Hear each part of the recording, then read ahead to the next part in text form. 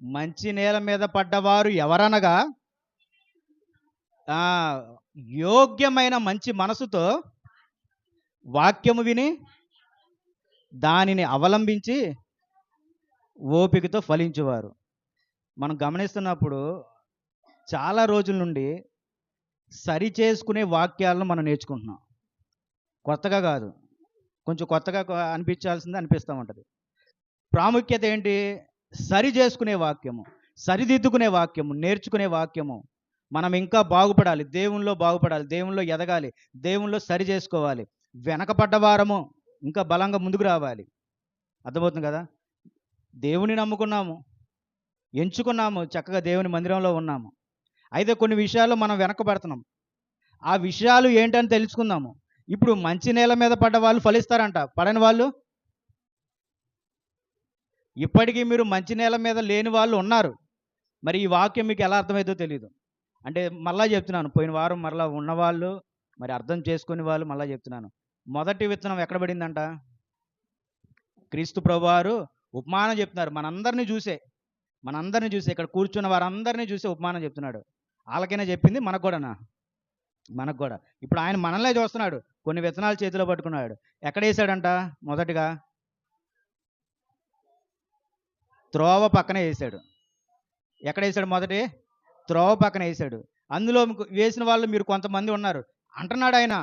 మీరు త్రోవ పక్కన పడిపోయారు, అసలు మార్గంలో లేరు. మీరు త్రోవ పక్కన పడిపోయారు. అది ఫలిస్తుందా? చేస్తున్నాయి, పక్షులు వచ్చి వాటిని కూడా తినేస్తున్నాయి. ఇప్పుడు రెండోది, రాతి నేల మీద పడ్డాయి. రాతి నేల మీద పడితే ఎట్లాంటి రాతి నేల మీద పడ్డాయి?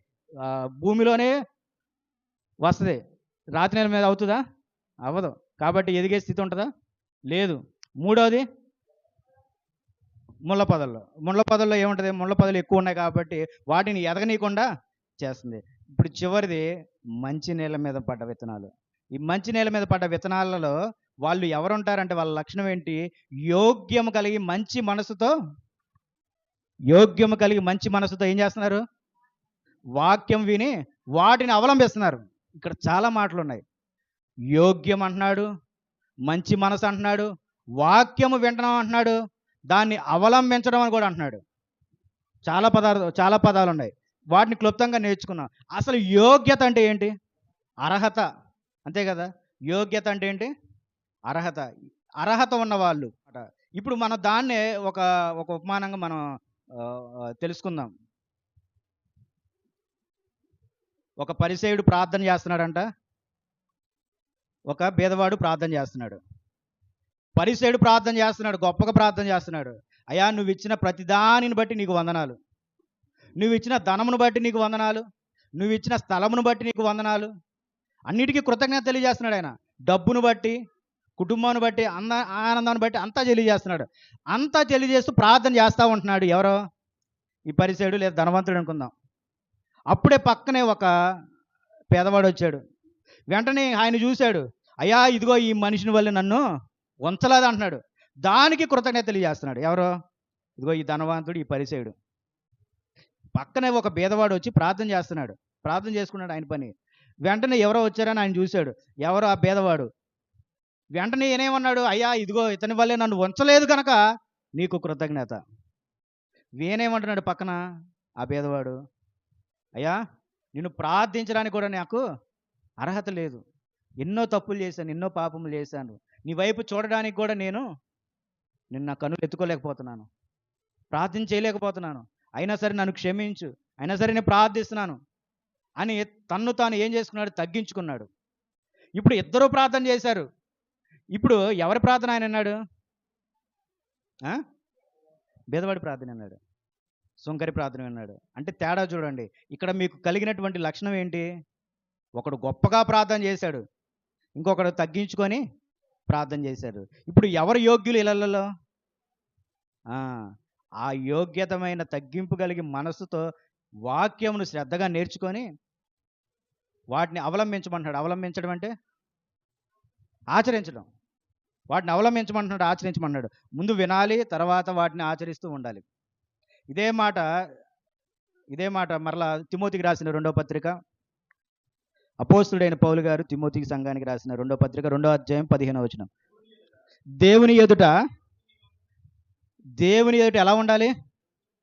యోగ్యునిగా ఉండాలి. అర్థమవుతుందా? ఇప్పుడు మనం ఆరాధనకు వచ్చాము. ఆరాధనకు వచ్చేటప్పుడు ఎక్కడ కూర్చున్నాం మనం? దేవుని ఎదుటే. మీకు కనపడట్లేదు కానీ ఎక్కడ కూర్చున్నాం మనం? దేవుని ఎదుట. ఆ ఆలోచన, ఆ స్పృహ మనకు ఉండాలి. అప్పుడు ఉన్నప్పుడే మనలో భయం వస్తుంది. అట్లా ఉన్నప్పుడే మనలో భయం వస్తుంది. దేవుడు సృష్టికర్త, నన్ను సృష్టించిన సృష్టికర్త ఎదురున్నాడు, నా వైపుగా ఉన్నాడు. ఆయన మందిరంలో నేను నిలబడ్డాను, ఆయన సంఘంలో నేను ఉన్నాను. నాకెంత భయం ఉండాలి అన్న స్పృహ నీలో ఉండాలి. ఇప్పుడు ఆయన ఎదుట నువ్వు ఎట్లా ఉండాలి? మరలా చెప్తున్నా, యోగ్యునిగా ఉండాలి, అర్హత సంపాదించిన వారుగా. ఇప్పుడు ఆయన ఎదుట నిలబడాలంటే అర్హత ఏంటి? సరే, తగ్గింపును గురించి నేర్చుకున్నాం. ఇంకా ఆయన అర్హత సంపాదించాలి. ఎట్లాగా? చాలా లక్షణాలు ఉన్నాయి. క్రీస్తు ప్రభువారిని నమ్మాలి. ఆయన శిలువ మరణమును, ఆయన త్యాగమును గురించి మనకు తెలియాలి. రక్షణ పొందాలి, బాప్తీసం తీసుకోవాలి. అర్థమవుతుంది కదా? తర్వాత ఆజ్ఞలు ఉన్నాయి, ఆజ్ఞలన్నింటినీ పాటించుకోవాలి. నిన్ను వలె నీ పొరుగు వారిని ప్రేమించాలి. అనేక ఆజ్ఞలు ఉన్నాయి. ఆజ్ఞలన్నింటినీ మనం ఇది తీసుకొని దేవుని సంఘానికి వచ్చినప్పుడు మన యోగ్యునిగా కనపడాలి. యోగ్యునిగా. చివర రాయబడిన మాట చదవండి ఆ వచనంలో. ఒకసారి వచనం మొత్తం చదవండి. 15వ వచనం. దేవుని ఎదుట యోగ్యునిగాను, సిగ్గుపడనక్కర్లేని పనివానిగాను, సత్యవాక్యమును సరిగా ఉపదేశించువానిగాను నిన్ను నీవే దేవుని కనపరుచుకో. యాక్చువల్గా ఇది ఎవరికి చెప్తున్నాడు? అపోస్తులైన పౌలు గారు తిమోతికి చెప్తున్నాడు. తిమోతికి పత్రిక చెప్తున్నాడు. అపోస్తులైన పౌలు గారు చెరసాలలో ఉంటూ ఎవరికి రాశాడు ఈ లేఖ? ఎవరికి రాశాడు? తిమోతికి రాస్తూ ఆయన మాట్లాడతాడు. నీవు దేవుని ఎదుట యోగ్యునిగా ఉండాలి. తిమోతి, నీవు దేవుని ఎదుట ఎలా ఉండాలి? యోగ్యునిగా ఉండాలి. ఇంకొక మాట ఏంటి? సిగ్గుపడనక్కర్లేని పనివానిగా నీవు ఉండాలి. నువ్వు సిగ్గుపడాల్సిన పని లేదు తిమోతి. నువ్వు చిన్నవాడివి అవుతున్నావు. నువ్వు చిన్నవాడివే, నేర్చుకుంటున్నావు. ఇప్పుడు నువ్వు సిగ్గుపడాల్సిన పని లేదు. వెళ్ళు, అనేక మందికి వెళ్ళు. నీ చుట్టాల దగ్గరికి వెళ్ళు, నీ బంధువుల దగ్గరికి వెళ్ళు, తెలియనటువంటి ప్రతి జనము దగ్గరికి వెళ్ళి దేవుని సువార్త ప్రకటించు. సిగ్గుపడాల్సిన పని లేదు. ఆయన మహత్కార్యములు ప్రకటించడానికి నీకెందుకు సిగ్గు? అర్థమైందా? తర్వాత ఏమంటున్నాడు? 3వ మాట చూడండి. సత్యవాక్యమును సరిగా ఉపదేశించువానిగా నువ్వు ఉండు. సత్యవాక్యము, యథార్థమైనటువంటి వాక్యము, దేవుని గురించినటువంటి మాటలు, సత్యవాక్యమును వారికి ఉపదేశించువానిగాను నిన్ను నీవే దేవునికి కనపరుచుకో. ఇప్పుడు మనందరం కూడా దేవునికి ఏ రీతిగా కనపరుచుకుంటాం? ఆరాధనకు వచ్చాము, ఏ రీతిగా దేవునికి కనపరుచుకుంటున్నాము? ఈ వారంలో మనం చేసిన ఆలోచనలు చూస్తే, తప్పు చేసిన వానిగా కనపరుచుకుంటున్నావా? యథార్థవంతుడిగా కనపరుచుకుంటున్నావా? లేదా మోసం చేసిన వాడిగా కనపరుచుకుంటున్నావా? నిజాయితీపరుడుగా కనపరుచుకుంటున్నావా? అబద్ధాలు ఆడిన వాడిలా కనపరుచుకుంటున్నావా? ఇంకా వేరే విధంగా నీతిమంతుల్లా అగపరుచుకుంటున్నావా? దేవునికి అగపరుచుకుంటున్నారా? ఏ రీతిగా మీరు అగపరుచుకుంటున్నారు? నిత్యము ప్రార్థన చేస్తూ ఆయన యందు భయభక్తులు కలిగి ఆయన మందిరానికి వచ్చి అగపరుచుకుంటున్నావా? ఇష్టానుసారంగా మనం చుట్టూ ఏదేదో తిరిగేసి, ఏదేదో ఆలోచనలు చేసి, ఏదేదో తప్పులు చేసేసి మరలా ఆదివారం ఆరాధనకి వెళ్ళాలి అని ఊరికే వచ్చి ఏ రీతిగా నువ్వు దేవునికి అగపరుచుకుంటున్నావు? మరలా చెప్తున్నా, నువ్వు సరి చేసుకోవటమే. యోగ్యునిగా నీవు ఉండాలి. యోగ్యునిగా ఉన్నవారే ఆయన ఎంచుకోగలుగుతాడు, లేకపోతే లేదు. నీవు, మరలా చెప్తున్నా, నువ్వు మంచి నేల మీద పడ్డ విత్తనంలో నువ్వు ఫలించాలి. కష్టాలు వస్తాయి. ఎందుకు వస్తాయి కష్టాలు? నువ్వు సరిగ్గా దేవునిలో ఎదగలేనప్పుడు, ఎదగలేదు కాబట్టి అది కష్టమే నీకు. అదే మొక్కకి మనం రోజు నీళ్లు పోసి చక్కగా వాటికి సంరక్షణ మనం చూసుకుంటే ఏమవుతుంది? అది ఎదుగుద్ది, చక్కగా ఫలిస్తుంది, మంచిగా ఫలిస్తుంది. దాన్ని నెగ్లిజెన్స్గా వదిలేసామంటే ఏమవుతుంది? అది బతకాలో జావాలో దానికే తెలీదు, ఏ రోజు చచ్చిపోతా కూడా దానికే తెలీదు. వెంటనే పడిపోద్ది. దానికి ఏం చేయాలి? రోజు వాక్యము, ప్రార్థన, దేవుని మాటలు అన్నీ ఇస్తూ ఉండాలి. ఎదగాలి. మనం కూడా నేర్చుకోవాలి. వాక్యం చదువుతారు కానీ దాన్ని పాటించరు. అదే అంటున్నాడు. దాన్ని అవలంబించాలి అంటున్నాడు. దాన్ని పాటించాలి అంటున్నాడు. అప్పుడు నువ్వు యోగ్యునిగా కనపడతావు దేవునికి. దేవుని ఎదుట యోగ్యునిగా నీవు ఉండాలి. అట్లాగే యోహాను గారు తన్ను తాను తగ్గించుకున్నాడు యోగ్యునిగా. ఏమంటున్నాడు? నేను ఆయన చెప్పులు విప్పుడికైనా నేను పాత్రుడను కాను. ఆయన చెప్పులు విప్పుడికైనా నేను పాత్రుడను కాను. తన్ను తాను తగ్గించుకున్నాడు దేవుని ఎదుట, యోగ్యునిగా ఉన్నాడు. ఏమంటున్నాడు? నేను రాబోచున్న వానికి సాక్ష్యమే కానీ నేను ఆ వెలుగును కాదు, ఆ వెలుగును గురించి నేను ముందుగా ప్రకటిస్తున్నాను, ఆయనను గురించి నేను ప్రకటిస్తున్నాను. ఆయనకు ముందుగా నేను వచ్చిన వాడిని, నాకంటే నీతిపరుడు, నాకంటే యథార్థవంతుడు, ఈ లోకానికి కావాల్సినటువంటి వాడు క్రీస్తు ప్రభువారు ఉన్నాడు. ఆయన నీ కొరకు, మీ అందరి కొరకు ఆయన మీ అందరి పాపముల నిమిత్తం ఆయన శిలువ మరణానికి అప్పగింపబడుతున్నాడు. ఆయన కూడా గొప్ప యోగ్యుడే. ఏమంటున్నాడు? నిన్ను వలె నీ పొరుగువారిని ప్రేమించు అంటున్నాడు. తన్ను తాను తగ్గించుకొని శిష్యుల పాదములు ఏం చేశాడు? ఆయన కడిగాడు. ఒక గొప్ప విషయం ఏంటంటే, ఎంతో దేవుడు మనల్ని ప్రేమించి మనందరం పాపములో ఉండి చనిపోతున్నామని ఎవరిని పంపించాడు ఈ భూమి మీదకి? క్రీస్తు ప్రభువారిని పంపించాడు. క్రీస్తు ప్రభువారు ఆయన సువార్త ప్రకటిస్తున్నాడు. ఈ సువార్తే ఒక మందు. వీళ్ళ జబ్బుకి ఏంటి మందు? ఈ సువార్త విని వారు మారాలి అని ఆయన సువార్త ప్రకటించుకుంటూ, కష్టమైన నష్టమైన సువార్త ప్రకటించుకుంటూ ఈ లోకానికి తెలియజేశాడు. మరి ఆయన సువార్త ప్రకటిస్తున్న కాలంలో అనేక మంది ఆయన్ని ఏం చేశారు? దూషించారు, ఆయన చంపాలని చూసించారు, ఆయనకి వ్యతిరేకంగా నిలబడ్డారు, ఆయనను అడ్డుకున్నారు. సువార్త ప్రకటింపకుండా ఏం చేశారు? ఆయన్ని అడ్డుకున్నారు. అంతటి కష్టమైన సేవ చేస్తూ క్రీస్తు ప్రభువారు శిలువ మరణానికి అప్పగింపబడ్డారు. ఆయన తర్వాత మరి ఆయన సువార్త ఎవరు ప్రకటిస్తున్నారు? ఎవరు?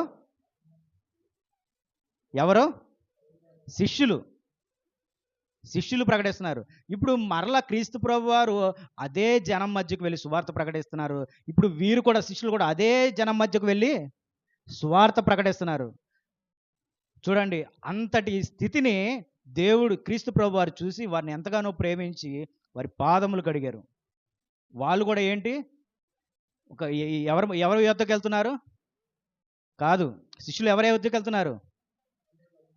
అన్యజనుల యుద్ధకు వెళ్తున్నారు, సువార్త ప్రకటించడానికి వెళ్తున్నారు. ఈ అన్యజనుల్లో తిట్టేవాడు ఉన్నాడు, కొట్టేవాడు ఉన్నాడు, చంపేవాడు కూడా ఉన్నాడు.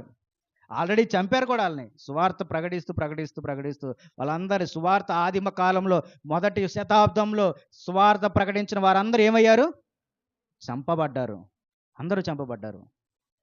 కాబట్టి అందుకే అంతటి గొప్ప సేవ చేస్తున్నారు శిష్యులు.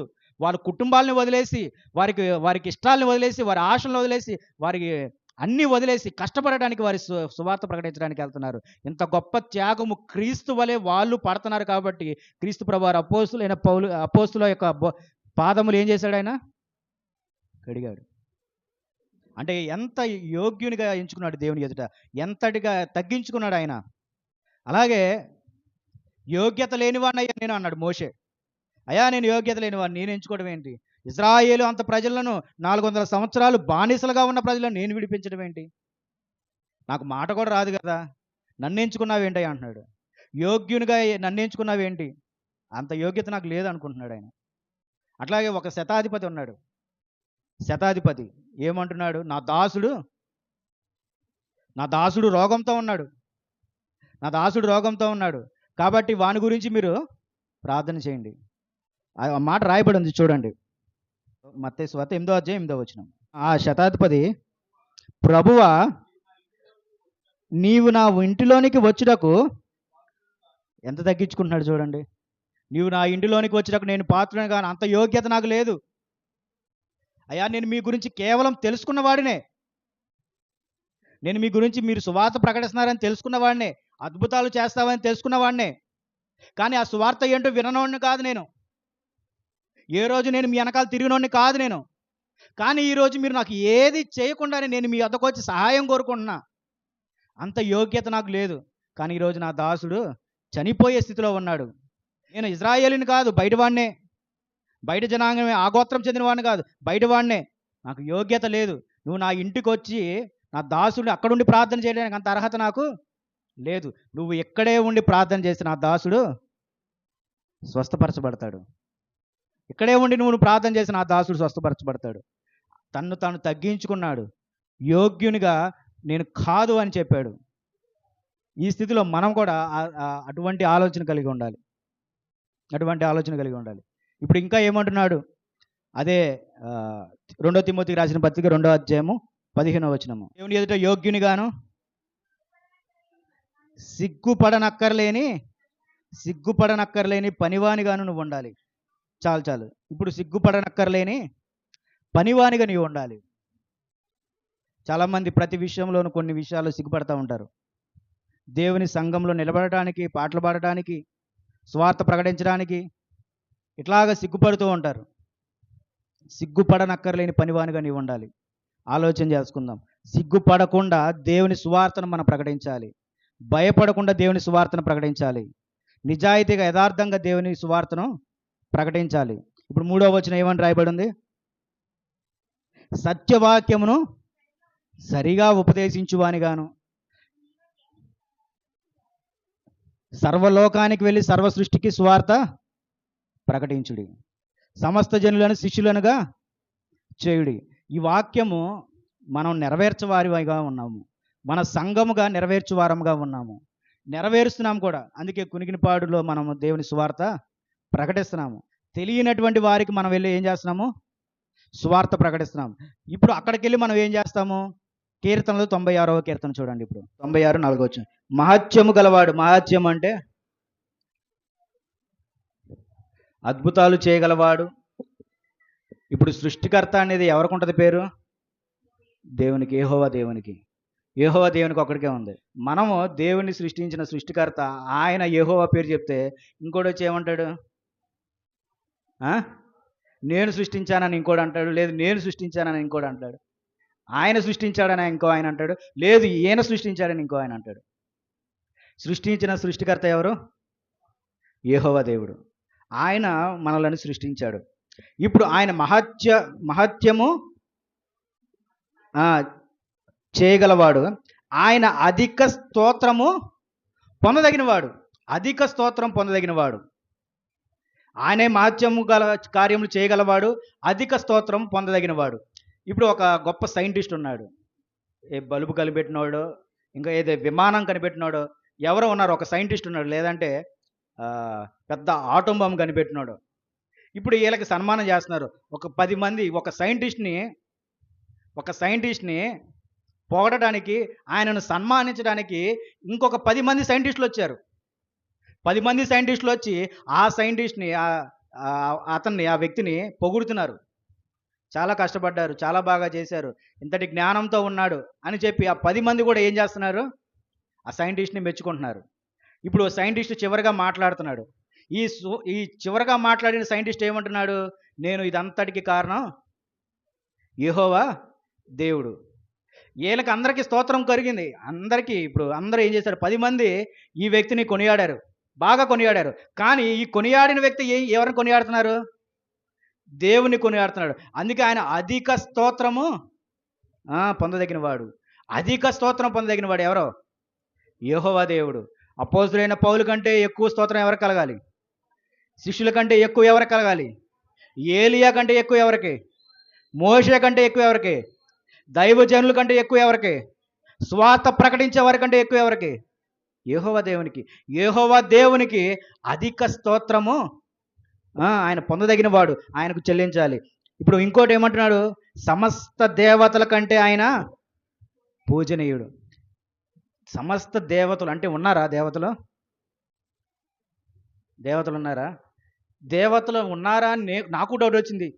సరే ఎంతకి ఏంటా దేవతలు అని ఆలోచన చేసి సేమ్ ఇంగ్లీష్ బైబిల్ చదివితే అక్కడ వేరే మాట ఉంది. అన్నిటికంటే ఆయన గొప్పవాడని రాయబడినటువంటి మాట. అన్నిటికంటే ఆయన గొప్పవాడని రాయబడినటువంటి మాట అది. కాబట్టి ఏమంటున్నాడు?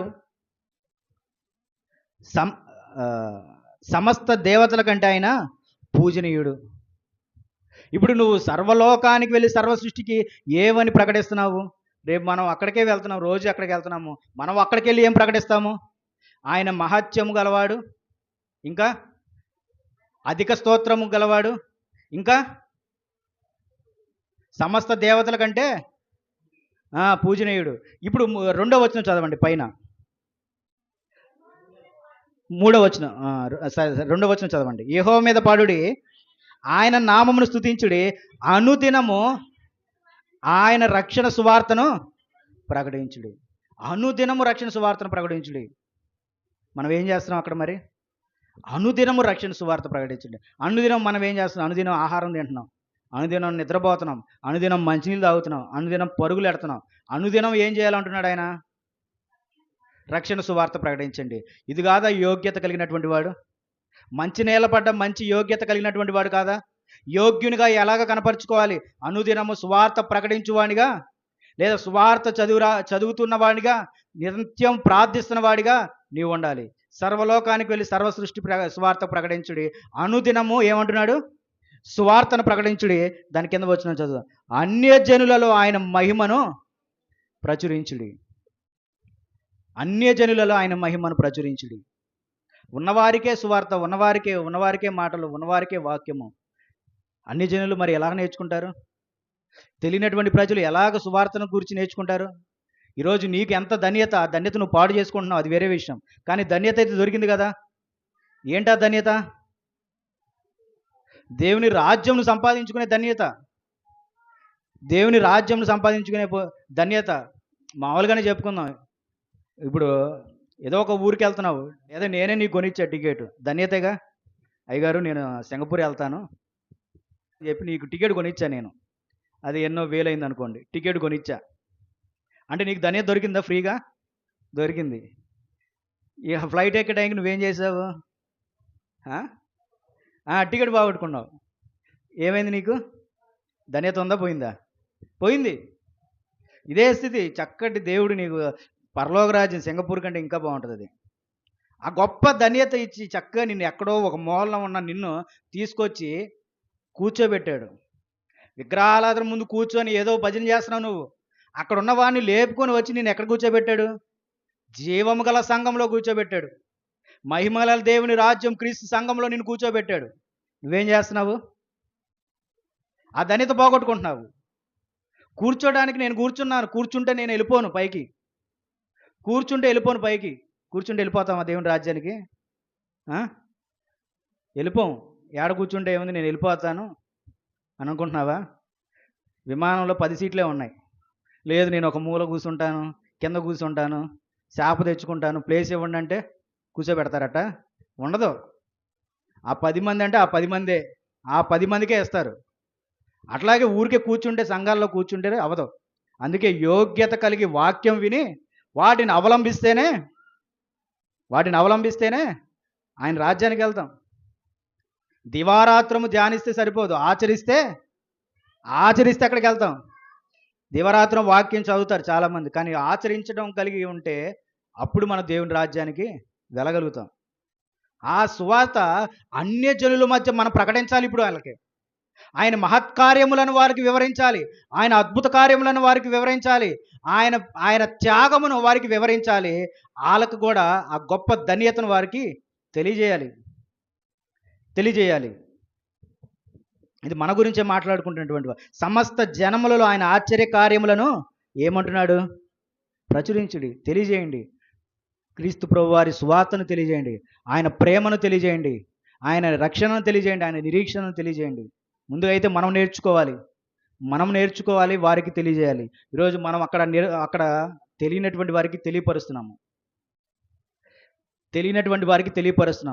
తెలియపరుస్తున్న వానికి మీరు ఎలాగ ఉండాలంటే సహాయముగా ఉండాలి. సిగ్గుపడనక్కర్లేని పనివానిగా మీరు ఉండాలి. భయంతో చేసే పనివానిగా నీవు ఉండాలి. దేవుని పట్ల ఉన్నటువంటి భయమును, భక్తిని క్రియల ద్వారా నువ్వు చూపించాలి.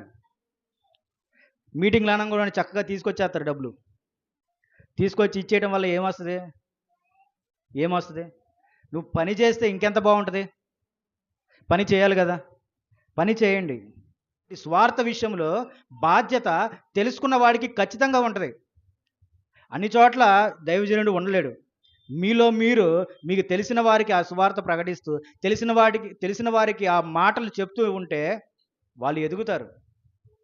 చాలామంది మనం ఎదిగామని అనుకుంటారు. వాక్యం తెలిసినంత మాత్రం ఎవరు ఎదగరు. బాప్తిసం తీసుకుంటే ఎదుగుతామా? ఎదగలేము. ఇప్పుడు నీ స్థితి ఎక్కడుందో ఒకసారి ఆలోచించుకో.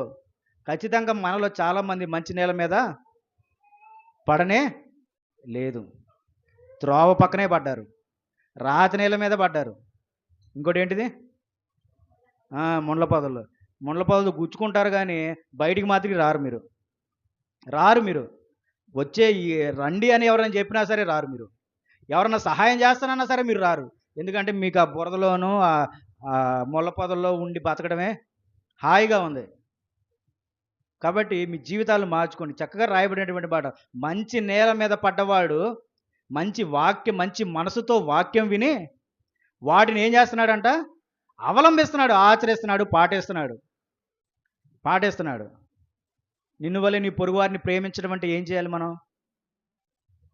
చాలా ఉంటాయి, చక్కగా చాలా ఉంటాయి. అయితే కొత్త వాక్యము, మనము తెలియనటువంటి వారిని ప్రేమించి, అన్యులుగా బ్రతుకుతున్న వారిని ప్రేమించి, వారు చావబోతున్నారు, వారికి నిత్య జీవం కలగట్లేదు, వారు రేపు వేదన పడతారు, కష్టాలు పడతారు. కాబట్టి అటువంటి వారికి దేవుని మాటలు చెప్పి వారిని నిలబెట్టడం. నీ ప్రేమను చూపించి తెలియజేయట్లాగా.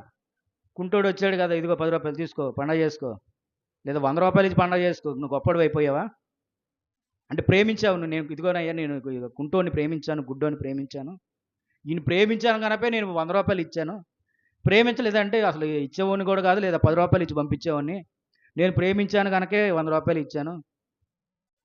నేను ప్రేమించాను కనుకే కొట్టకుండా ఉన్నాను, నేను ప్రేమించాను కనుక ఇట్లా చేశాను, అట్లా చేశాను అని కబుర్లు చెప్తారు.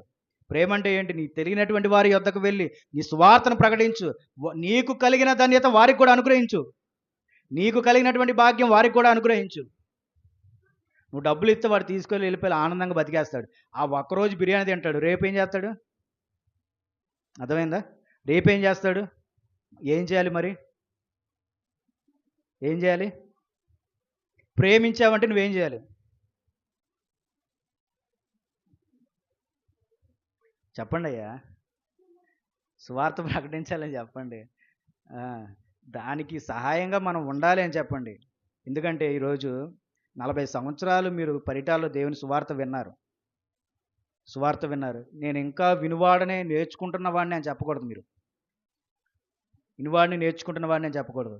మీరందరూ ఇంకొకరిని చేర్చాలి, ఇంకొకరికి నేర్పించాలి.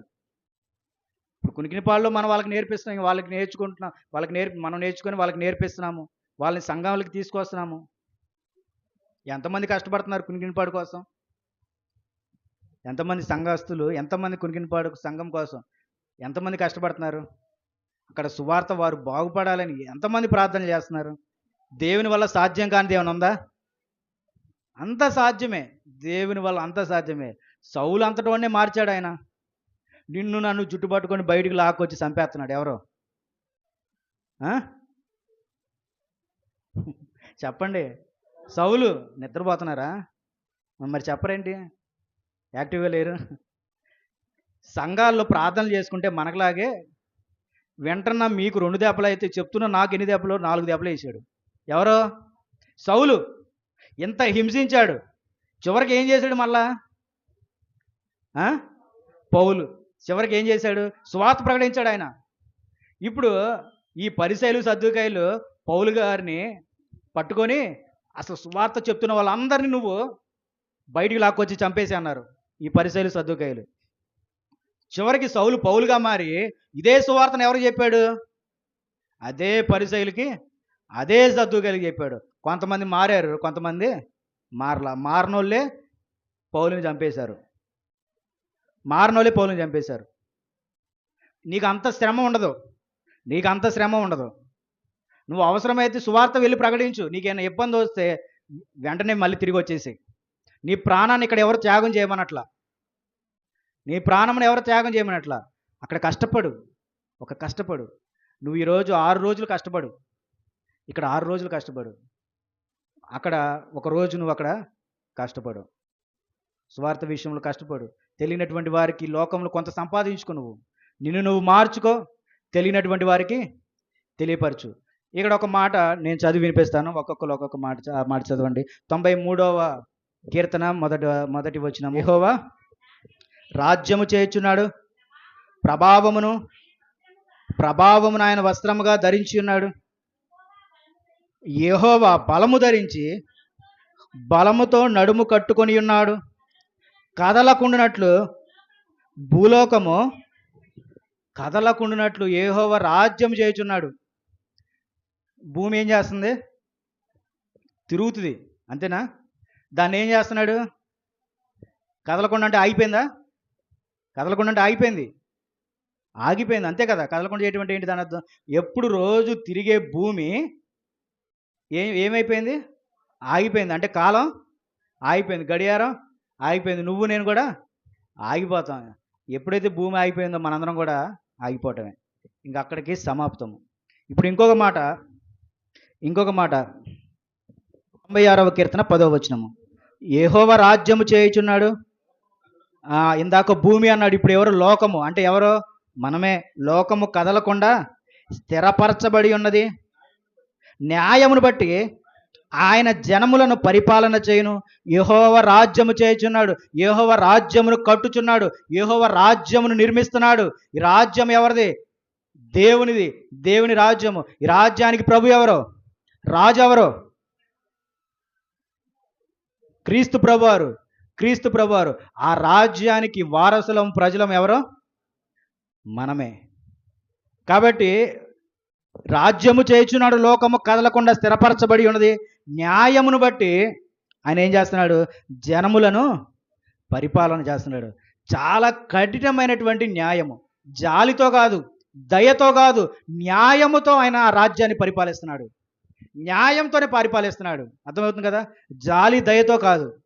అయ్యా నేను ఏదో తెలియక చేశాను, కొద్దిగా లోపలికి పంపించండి, రాజ్యంలో పంపించండి అంటే పంపిస్తాడా? తెలియజేసినంత మాత్రం ఏం పంపిడు. న్యాయం ఆయన మాట్లాడుతున్నాడు. న్యాయము. నీకు గ్రంథం ఇవ్వబడింది, నీకు గ్రంథం ఇవ్వబడింది. అనేక రోజులు నువ్వు ఆ గ్రంథాన్ని చదువుకున్నావు, అనేక రోజులు ఆ గ్రంథంలో ఉన్న మాటలు నువ్వు చదువుకున్నావు. ఆ మాటలను బట్టి నేను నీకు తీర్పు తీరుస్తున్నాను, ఆ మాటలను బట్టి నా న్యాయం జరుగుతుంది అని ఆయన ఖచ్చితంగా చెప్తున్నాడు. గద్దిస్తున్నాడు, బుద్ధి చెప్తున్నాడు, సరిచేస్తున్నాడు, హెచ్చరిస్తున్నాడు. ఇదిగో నా గ్రంథం ముందు రాయబడిన బట్టి మాటల రీతిగానే నేను న్యాయం తీరుస్తాను, జాలి దయతో కాదు. ఈ లోకంలో ఉన్నంతకాలం నీకు ఏదైనా జాలి ఆయన చూపించగలుగుతాడు, చిన్న దెబ్బ ఏదైనా తగిలితే ఆయన లేపగలుగుతాడు. కానీ నువ్వు భయంకరమైనటువంటి పాపముతో దుష్ట సాంగత్యం చేస్తూ వ్యతిరేకిస్తూ ఇష్టానుసారంగా నువ్వు బ్రతికితే ఆయన న్యాయము నీకు ఇష్టానుసారంగా ఉండదు, ఆయన రాజ్యంలోనికి నిన్ను నడిపించడు. కాబట్టి ఈ విషయాన్ని బట్టి నువ్వు హెచ్చరిక పొందాలి. 97వ కీర్తన. యెహోవా రాజ్యము చేయుచున్నాడు, భూలోకము ఆనందించునుగాక. చాలు, భూలోకం ఆనందించుగాక. ఆయన రాజ్యాన్ని చేస్తున్నాడు, రాజ్యము చేస్తున్నాడు, రాజ్యముని కడుతున్నాడు, కట్టాడు. ఈ రాజ్యంలో నిన్ను చేర్చుకుంటున్నాడు. ఏం సంపాదించావని, ఎంత యోగ్యత కలిగి ఉన్నావని నువ్వు ఆయన రాజ్యంలోనికి వచ్చేసావు? మనం ఏం చేసావని ఆయన రాజ్యంలోనికి వచ్చేసాము? అర్థమవుతుందా మీకు? ఏం పొందామని ఆయన రాజ్యంలోనికి మనం అడుగుపెట్టాము? ఏం చేయగలిగామని ఆయన రాజ్యంలో అడుగుపెట్టాము? ఎంచుకున్నాడు దేవుడు నిన్ను, ప్రేమించాడు దేవుడు నిన్ను, ప్రేమించాడు. నువ్వు నమ్మావు కూడా, ఆయన మీద భారం వేసావు కూడా, చక్కగా ఆయన మందిరంలోకి వచ్చి కూర్చున్నావు కూడా. కానీ వెనకపడిపోతున్నావు, మరలా ఆ రాజ్యాన్ని విడిచిపెట్టి నువ్వు వెళ్ళిపోతున్నావు. ఒకసారి మరొకసారి నీ హృదయాన్ని పరిశీలించుకో. ఆయనకు ఒక గొప్ప పేరు, ఆ పేరు ఎవరికి ఇవ్వబడలేదు. ఏంటిదంటే అది సృష్టికర్త. అంటే సృష్టించినవాడు, నిన్ను నన్ను సృష్టించినవాడు యెహోవా దేవుడు. ఆయన ఆకాశమందు ఆసీనుడై ఉన్నాడు, మనలందరినీ చూస్తున్నాడు. ఆయన పాదముల యొద్ద భూమి ఎంత ఉంటుంది? ఏదో చిన్న గోలీలాగా కనపడుద్ది. ఆయన చూపుకి ఈ భూమి ఎలా కనపడుతుంది? చిన్న గోలీలాగా కనపడుతుంది. ఎంతటి వారం అందులో, ఆ చిన్న గోలీలో మనం ఎంతటి వారము? అర్థమైందా? ఆయన తలుచుకుంటే క్షణాల్లో మనం మాయమైపోతాం. కానీ మన మీద ఆయన ప్రేమ చూపిస్తున్నాడు, మన మీద ఆయన ప్రేమ ఎల్లప్పుడూ ఉంటుంది. ఆయన ఎంతగానో మనల్ని ప్రేమించాడు. కాబట్టి ఆ ప్రేమను మీరు అలుసుగా తీసుకోవద్దు ఎవరు, దయచేసి. దానికి భయంతో ఉండండి, ఆ ప్రేమకు లోబడండి, ఆ ప్రేమను ఆస్వాదించండి, ఆ ప్రేమను గమనించుకుంటూ ఉండండి, యథార్థంగా బ్రతకండి. కాబట్టి ఎప్పుడు మంచినీళ్ళ మీద పడ్డ విత్తనంలా నీవు ఉండాలి. 30 కాదు, అరవదంతులుగా అంతకంటే ఎక్కువగా నువ్వు ఫలించాలని కోరుకుంటూ వాక్యం విన్న మీ అందరికీ క్రీస్తు ప్రభు వారి నామమున వందనాలు తెలియజేస్తున్నాను.